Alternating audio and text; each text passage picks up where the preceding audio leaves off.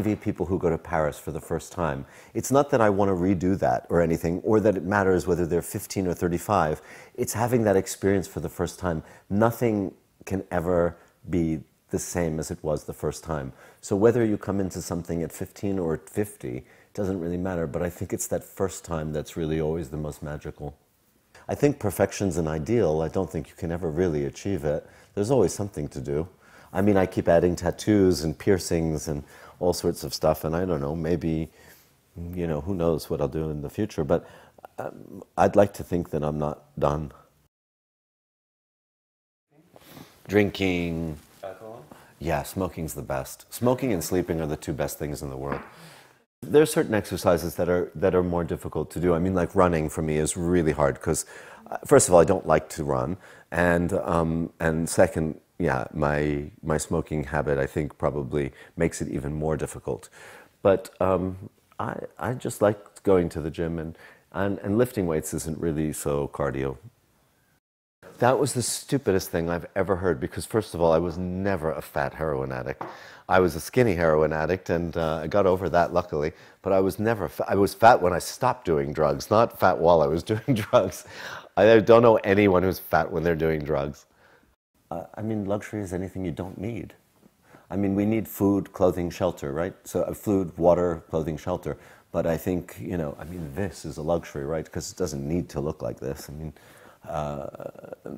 good wine, good food, beautiful interiors, you know, nice clothes. Those aren't necessity. They're luxuries. So it's all luxury. I mean, it would be a wonderful thing to have a private jet all the time. I mean, I know people who fly by private jet all the time, like Larry Gagosian, who is a big art dealer. He has a private jet and flies all the time. And luckily, I've hitched a ride on his plane a few times, and it is not overrated at all. It's a really great way to travel. I think, I don't know, I mean, I spend quite a bit of time doing press. I spend a couple of hours each day at the gym. I spend many, many hours in the office, many weekends, many nights working on the shows. I'm always, I mean, I would say often, most often thinking about work. Most of my friends are somehow related to work, even if they're in different professions. There's a kind of a shared, I don't know, creative kind of approach to things. And so I don't know if I separate my personal and professional life so much, because I think it's kind of all intertwined. Boundaries have been sort of blurred, and I think it's so unnecessary to put things in these boxes. And I mean, Andy was very much about this kind of concept. And in fact, Interview, for the anniversary of Andy, had me, you know, as Andy on the cover, and it was Glenn's idea to put me there because of this collaboration with Takashi and with Richard. And he said, you know, this would have been Andy's, you know, dream come true, the combination of art and commerce and stuff. And Victoria was in the audience, and so I went to Jürgen afterwards, and I suggested her, and Victoria, of course, would never have been the type of person that I think someone would have thought of as our customer, you know. And Victoria liked the idea very much, and she was totally into it. And then I said to Jürgen, let's make these shopping bags and these boxes, and let's kind of treat Victoria like, and she was in on it. It wasn't that she wasn't aware of it. He said, like she's a kind of product, you know, because she's created herself. And then when the pictures came back, I think the first image we ran was, it said Victoria Beckham shot by Jürgen Teller, and it was just her legs out of the shopping bag. So you didn't even, and it was so anticipated that she was going to be in these ads. It had been on all these blogs and everything. And then the first image you saw was just the legs coming out of a shopping bag. But that was Jürgen's idea. I remember when I went to Jürgen and I said I would really love to do Cindy Sherman for the campaign.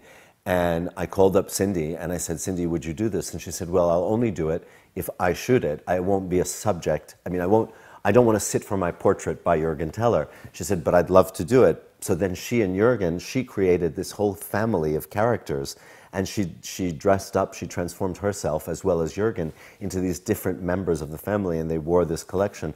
And then Jürgen, we published a book which was the work of Jürgen and Cindy, and it was a great collaboration.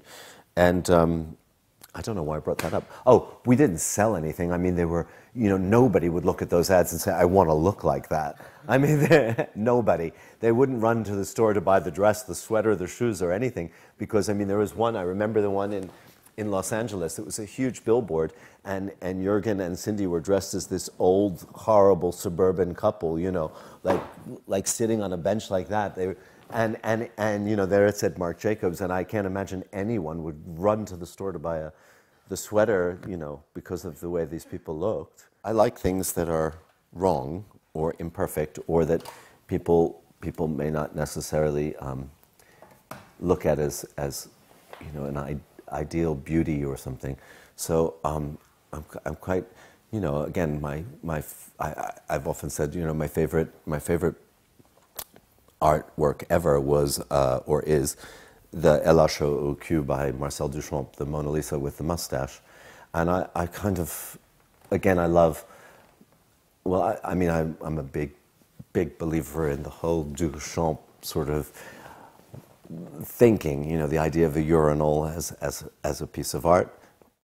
There was a sweater we were looking at the other day, and I really didn't like it, and it sold very, very well, and so it keeps getting shown to me as this thing that, like, oh, this was very commercial, and every time I see it I cringe, because I just think I don't want to do things like that. I don't feel proud of them. But then, you know, sometimes you have to close one eye and just do it.